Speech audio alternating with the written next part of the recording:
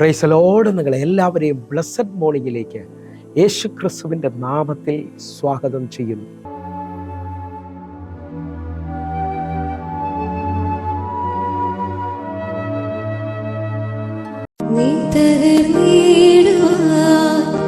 നോക്കി നിന്നോരെല്ലാം കാണുന്നു വിശാലവാതിൽ, നീ തകർന്നിടുവാൻ നോക്കി നിന്നോരെല്ലാം കാണുന്നു വിശാലവാതിൽ.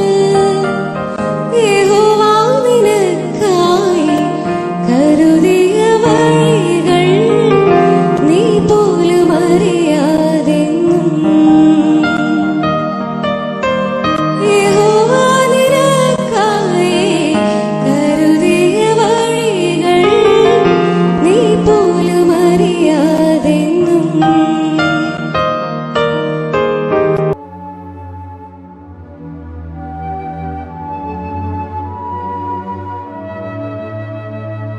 പ്രിയരെ, അനുഗ്രഹിക്കപ്പെട്ട ഒരു പ്രഭാതം കൂടെ നമ്മുടെ ജീവിതത്തിൽ അനുവദിച്ചു തന്ന വലിയവനായ ദൈവത്തെ നമുക്ക് ഒരുമിച്ച് ചേർന്ന് നന്ദി പറയാം.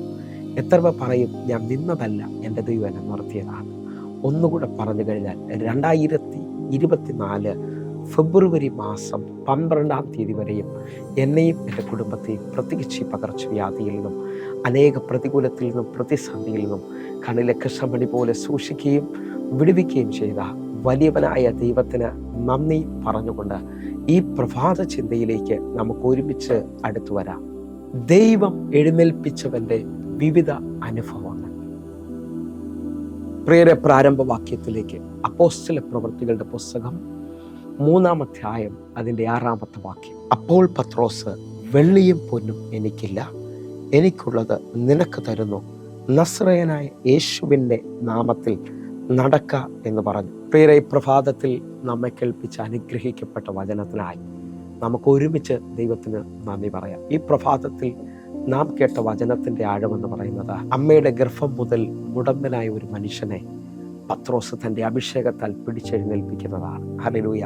ഈ ഭാഗം എല്ലാവർക്കും സുപരിചിതമാണ്. എന്നെ കേൾക്കുന്നവരെ, ഈ വ്യക്തിയുടെ സൗഖ്യത്തിൻ്റെ ആഴമെന്ന് പറയുന്നത് 4-ാം അധ്യായം 22-ാമത്തെ വാക്യം പറയുന്നു, ഈ അത്ഭുതം പ്രാപിച്ച മനുഷ്യന് 40-ലധികം വയസ്സുണ്ടായിരുന്നു എന്ന് പറഞ്ഞാൽ ദീർഘനാളുകളായി ഒരു വിടുതലില്ലാത്ത, ദീർഘനാളുകളായി സൗഖ്യമില്ലാതെ, ഒന്നുകൂടെ പറഞ്ഞാൽ പാരമ്പര്യമായി ഇനി എഴുന്നേൽക്കത്തില്ല എന്ന് ഉറപ്പുവരുത്തിയ മനുഷ്യനെ പത്രോസിന്റെ മുന്നിൽ പകരപ്പെട്ട ദൈവത്തിന്റെ ശക്തിയാൽ അവനെ പിടിച്ചെഴുന്നേൽപ്പിക്കുകയാണ്. ഹല്ലേലൂയ. ആ നിലകളിൽ നാം ഈ പ്രഭാതത്തിൽ ചിന്തിക്കുന്നു, ദൈവം എഴുന്നേൽപ്പിച്ചവന്റെ വിവിധ അനുഭവങ്ങൾ. 40 വർഷമായി എഴുന്നേൽപ്പിക്കാൻ കഴിയാത്തവനെ ദൈവം എഴുന്നേൽപ്പിക്കുമ്പോൾ അവൻ്റെ ജീവിതത്തിനകത്തുണ്ടാകുന്ന അനുഭവങ്ങളെ കുറിച്ചാണ് ഞാനും നിങ്ങളും ശ്രദ്ധിക്കുന്നത്. ഹല്ലേലൂയ. 1-ാമത്തെ ചിന്ത അപ്പോസ്തല പ്രവൃത്തി 3-ാം അധ്യായം അതിൻ്റെ 7-ാമത്തെ വാക്യം. അവനെ വലം കൈക്ക് പിടിച്ചെഴുന്നേൽപ്പിച്ചു, ക്ഷണത്തിൽ അവൻ്റെ കാലും നരിയാണിയും ഉറച്ചു, അവൻ കുതിച്ചെഴുന്നേറ്റ് നടന്നു. 7-ാമത്തെ വാക്യത്തിൽ ഞാനും നിങ്ങളും ശ്രദ്ധിച്ചാൽ പത്രോസ് അവനെ പിടിച്ചെഴുന്നേൽപ്പിക്കുകയാണ്. ക്ഷണത്തിൽ അവൻ എഴുന്നേറ്റു, അവൻ്റെ കാലും മരിയാണിയും ഉറച്ചു എന്നാണ് എഴുതിയിരിക്കുന്നത്. ഒന്നാമത് സംഭവിക്കുന്നത്, ആ നാളുകളായിട്ട് മുടന്തായി പോയ, നാളുകളായിട്ട് ഉറയ്ക്കാത്ത കാലുകളെ ദൈവം ഉറപ്പിച്ചു. നിങ്ങൾ വിശ്വസിക്കുന്നവരാണെങ്കിൽ ഇന്ന് ഇതേപോലെ കർത്താവ് നിങ്ങളെ ഉറപ്പിക്കാൻ പോവുകയാണ്. 2-ാമത്തെ ചിന്ത അവിടെ എഴുതിയിരിക്കുന്നവൻ കുതിച്ചെഴുന്നേറ്റ് നടന്നു. ഹല്ലേലൂയ. ഒന്നാമത് അവൻ്റെ കാലും നരിയാണിയും ഉറച്ചു, 2-ാമത് കുതിച്ചെഴുന്നേറ്റ് നടന്നു എന്ന് പറഞ്ഞാൽ ഈ 40 വർഷവും നടക്കാൻ കഴിയാത്ത രീതിയിൽ എവിടെയോ ഇവന്റെ മേളിൽ ഒരു ബന്ധനമുണ്ടായിരുന്നു, അല്ലെങ്കിൽ അറിയാം, ഇവൻ കെട്ടപ്പെട്ടവനായിരുന്നു. ഹല്ലേലൂയ. സാധാരണഗതിയിൽ എല്ലാ കുഞ്ഞുങ്ങളും ഈ ഭൂമിയിൽ ജനിച്ചു വീഴുമ്പോൾ ചില മാസങ്ങൾ, 6 മാസം കഴിയുന്നതോടെ ആ കുഞ്ഞ് കമന്നു വീഴുകയും പിന്നത്തത്തിൽ അത് പിടിച്ചെഴുന്നേൽക്കുകയും ചെയ്യും. ഹല്ലേലൂയ. ചില മാസങ്ങൾക്കുള്ളിൽ ആ കുഞ്ഞ് നടന്ന് തുടങ്ങുന്നതായി കാണാൻ കഴിയും. പക്ഷേ ഇവന്റെ ജീവിതത്തിൽ മാത്രം 40 വർഷമായിട്ടും ഇവൻ എഴുന്നേൽക്കാൻ കഴിഞ്ഞില്ല. കാരണം ഇവന്റെ ജീവിതത്തിൽ ഇവന്റെ കാലുകളിലോ കൈകളിലോ ഒക്കെയോ കെട്ടുകൾ കിടപ്പുണ്ട്. ഹല്ലേലൂയ. കെട്ടപ്പെട്ട ഒരു വ്യക്തിക്ക് നടക്കുവാൻ കഴിയത്തില്ല. ഞാൻ ആത്മാവിൽ വിളിച്ചു പറയാം, നിങ്ങളുടെ ജീവിതത്തിനകത്ത് നിങ്ങൾക്ക് മുമ്പോട്ട് പോകാൻ പറ്റാത്ത അനുഭവം ഉണ്ടോ? ആത്മാവിൽ സ്വീകരിച്ചോ.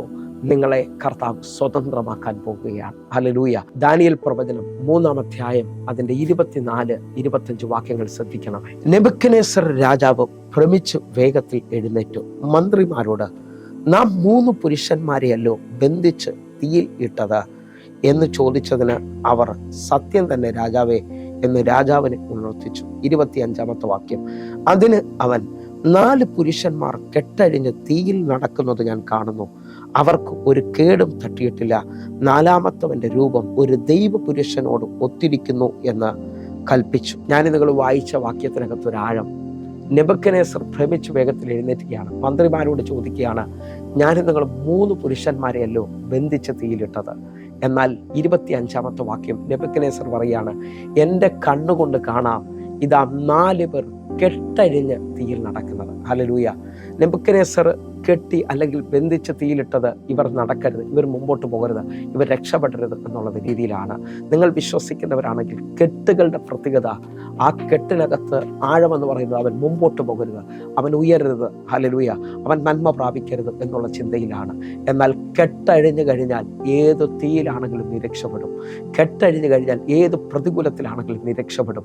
നിങ്ങൾ ശ്രദ്ധിച്ചു നോക്കിയാൽ ഈ വാക്യത്തിന്റെ അടിസ്ഥാനത്തിൽ 40 വർഷമായ മുടന്തൻ ഇതാ കെട്ടഴിഞ്ഞ് നടക്കാൻ തുടങ്ങുകയാണ്.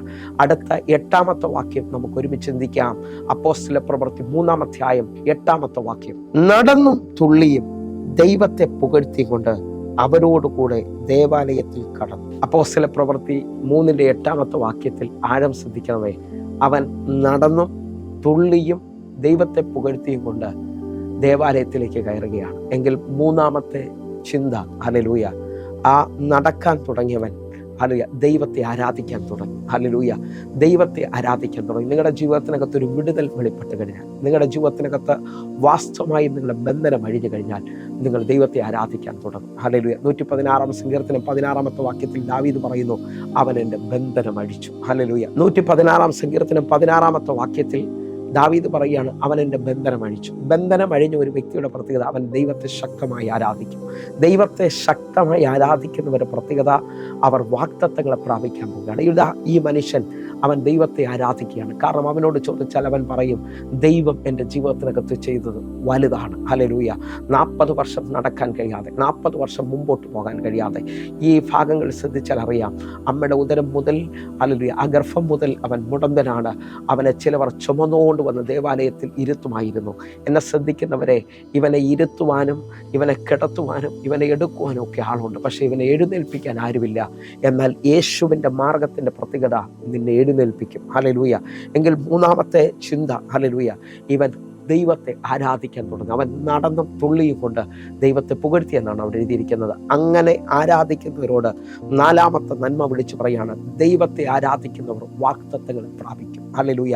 40 വർഷം ഇവന്റെ ജീവിതത്തിൽ അസാധ്യമെന്ന് പറഞ്ഞുകൊണ്ടിരുന്ന വാഗ്ദത്തത്തിലേക്ക് 8-ാമത്തെ വാക്യം പറയുന്നു, അവൻ നടന്നും തുള്ളിയും കൊണ്ട് അവരോടുകൂടെ ദേവാലയത്തിൽ കടന്നു. ഹല്ലേലൂയ. മുടന്തനായ, ശപിക്കപ്പെട്ട, ഹല്ലേലൂയ, നന്മകൾ പ്രാപിക്കാൻ പറ്റത്തില്ലെന്ന് പറഞ്ഞവനെ ദൈവം എഴുന്നേൽപ്പിച്ചു. അവൻ ദൈവത്തെ ആരാധിച്ചുകൊണ്ട് ഹല്ലേലൂയ വർഷങ്ങളായ തൻ്റെ ആഗ്രഹമായ ആലയത്തിൻ്റെ അകത്തേക്ക് അവൻ കയറുകയാണ്. നിങ്ങൾ വിശ്വസിക്കുന്നവരാണെങ്കിൽ ഈ പ്രഭാതത്തിൽ ഹല്ലേലൂയ ദൈവം നിങ്ങളെ എഴുന്നേൽപ്പിക്കുമെന്നും ദൈവം ഹല്ലേലൂയ നിങ്ങളെ നടത്തുമെന്നും നിങ്ങൾ ദൈവത്തെ ആരാധിച്ചുകൊണ്ട് നന്മകൾ പ്രാപിക്കുമെന്നും വിശ്വസിച്ചുകൊണ്ട് ഹല്ലേലൂയ കർത്താവിന് നന്ദി പറഞ്ഞാട്ടെ. ഈ മനുഷ്യനെ ദൈവത്തിന് എഴുന്നേൽപ്പിക്കാൻ പ്രസാദമുണ്ടെങ്കിൽ എന്നെ കേൾക്കുന്ന നിങ്ങളുടെ ജീവിതത്തിനകത്ത് ഒരു എഴുന്നേൽപ്പുണ്ട്. ഹല്ലേലൂയ. നിങ്ങളുടെ ജീവിതത്തിനകത്ത് ഒരു വിടുതലുണ്ട്. ഹല്ലേലൂയ. എങ്കിൽ 5-ാമത്തത് ഏറ്റവും ഇമ്പോർട്ടൻ്റ് ആണ്.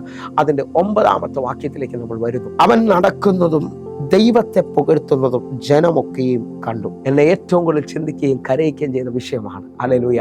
അവൻ ദേവാലയത്തിൽ നടക്കുന്നതും ഹല്ലേലൂയ അവൻ ദൈവത്തെ പുകഴ്ത്തുന്നതും അവിടെ നിന്ന് മുഴുവൻ ജനവും കണ്ടു. ഹല്ലേലൂയ. ജനമൊക്കെയും കണ്ടെന്ന് അവിടെ എഴുതിക്കുന്നു. ഒരാൾ കണ്ടെന്നല്ല, 2 പേര് കണ്ടെന്നല്ല. ഹല്ലേലൂയ. ഇന്നലകളിൽ ഇവൻ തകർന്നത്, ഇന്നലകളിൽ മുടന്തനായിരിക്കുന്നത്, ഇന്നലകളിൽ യാചകനായിരിക്കുന്ന കണ്ട ജനം മുഴുവൻ ദൈവത്താൽ അവൻ നടക്കുന്നത് കാണുകയാണ്. എന്നെ കേൾക്കുന്ന തകർന്നു പോയ, എന്നെ കേൾക്കുന്ന കരയുന്ന ചിലരോട് ആത്മാവിൽ ഞാൻ വിളിച്ചു പറയുന്നു, ദൈവശക്തിയിൽ നീ എഴുന്നേൽക്കുമെങ്കിൽ, ദൈവത്താൽ നീ നടക്കപ്പെടുമെങ്കിൽ, അല്ലെങ്കിൽ ഈ നന്മ നിന്റെ വെളിയിൽ വെളിപ്പെട്ടിരിക്കും. നീ തളർന്നു പോയത് കണ്ടവർ, നീ അല്ലെങ്കിൽ ഉടഞ്ഞു പോയത് കണ്ടവർ, നിനക്കിനി ഉയരാൻ പറ്റത്തില്ലെന്ന് ചിന്തിച്ചവരെ അവരുടെ കണ്ണുകൾക്ക് വിസ്മയമാകുന്ന രീതിയിൽ, അവരുടെ കണ്ണുകൾക്ക് ആശ്ചര്യമാകുന്ന രീതിയിൽ എൻ്റെ കർത്താവ് നിന്നെ എഴുന്നേൽപ്പിച്ച് നടത്താൻ പോവുകയാണ്. ഹല്ലേലൂയ. അവിടുത്തെ ജനം മുഴുവൻ അവൻ്റെ ഉയർച്ച കാണുകയാണ്. എങ്കിൽ ഈ പ്രഭാതത്തിൽ എന്നെ കേൾക്കുന്നവരെ, ഈ അനുഭവങ്ങൾ എന്നെ കേൾക്കുന്നവരുടെ ജീവിതത്തിലും സംഭവിക്കട്ടെ. ഒന്ന് കണ്ണുകൾ അടയ്ക്കാം, പ്രാർത്ഥിക്കാം. ഞങ്ങളെ സ്നേഹിക്കുന്ന ഞങ്ങളെ നല്ല കർത്താവേ, പൂർണ്ണ ഹൃദയത്തോടെ എന്നെ കാണുന്ന എന്നെ കേൾക്കുന്ന കേൾക്കുന്ന ഓരോ മക്കൾക്കുമായി പ്രാർത്ഥിക്കുന്നു. ഇവരുടെ ജീവിതത്തിനകത്തും എഴുന്നേൽപ്പ് സംഭവിക്കട്ടെ. ഇവരുടെ ജീവിതത്തിനകത്ത് ഇവർ നടക്കട്ടെ. ഇവർ ദൈവത്തെ സ്തുതിക്കട്ടെ. ഇവരെ വാഗ്ദത്തങ്ങളെ അവകാശമാക്കട്ടെ. ഇവർ നിന്ദിക്കപ്പെട്ട സ്ഥലത്ത് ഇവരെ ദൈവം മാനിക്കട്ടെ. കർത്താവെ, ഞങ്ങൾ ഒരുമിച്ച് ആരാധിക്കുന്നു, ഒരുമിച്ച് സ്തുതിക്കുന്നു. ഈ പ്രഭാതം ഒരു നന്മയുടെ പ്രഭാതമാക്കണമേ. കർത്താവ് അത് ചെയ്തതിനായി നന്ദി. ആമേൻ, ആമേൻ, ആമേൻ. പ്രിയരെ, ഈ പ്രഭാത സന്ദേശം നിങ്ങൾക്ക് അനുഗ്രഹമാകുന്നുവെങ്കിൽ എന്നെ കേൾക്കുന്ന പ്രിയരെ, നമുക്ക് ഒരുമിച്ച് ചേർന്നുകൊണ്ട് ഈ ദിവസങ്ങളിൽ ഒരുമിക്കുകയും പ്രാർത്ഥിക്കുകയും ഒക്കെ ചെയ്യാം.